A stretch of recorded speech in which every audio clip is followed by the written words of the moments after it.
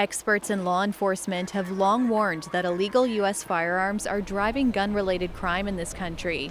And here in the GTA, it's no different. One thing we've known for many, many generations is that the U.S. is a global exporter of firearms.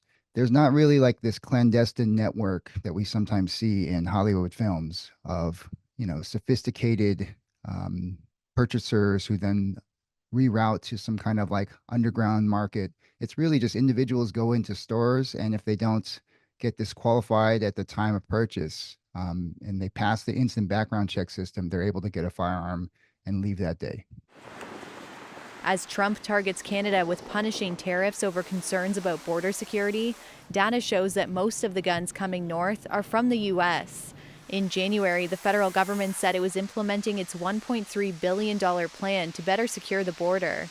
That was to try to address President Trump's concern about the less than 1% of fentanyl coming into the U.S. from Canada and the less than 1% of undocumented immigrants that were coming from Canada into the U.S. I will say to you, though, one of the top issues, particularly in this, not only in Davenport, but across our city, is the number of guns that are on our streets and drugs on our streets. American guns, you mean? Yes, American guns. That's exactly right. Toronto police say handguns are the most common type of guns seized by officers. Here's a look at some numbers from forces across the GTA.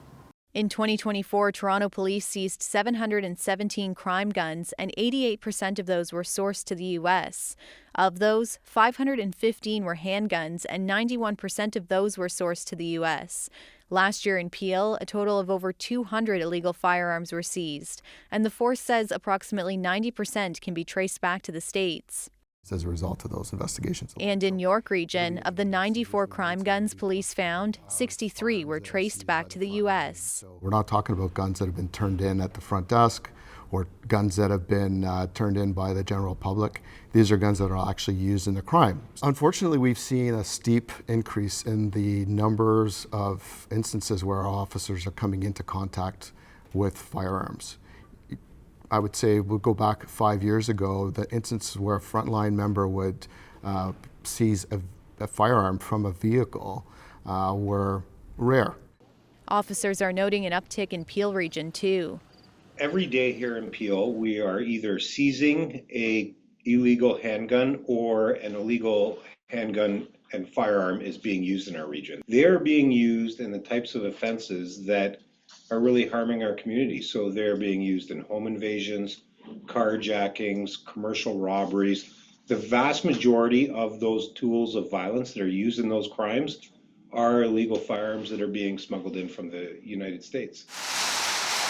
As the border battle continues, police and politicians say when it comes to the narrative of where guns and drugs come from, these things tend to flow north, not south. Talia, Ricci, CBC News, Toronto.